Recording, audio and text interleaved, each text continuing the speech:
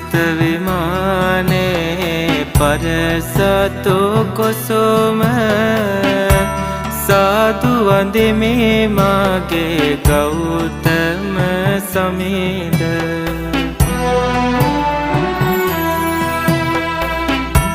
සසර ගමන දුක බව දැනගත්තා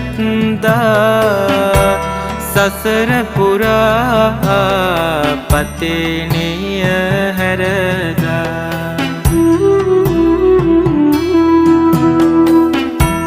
අතිර භවයේ සැනසුම් සුව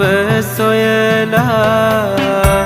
සමිඳු නික්මුණා ඇසල පොහොය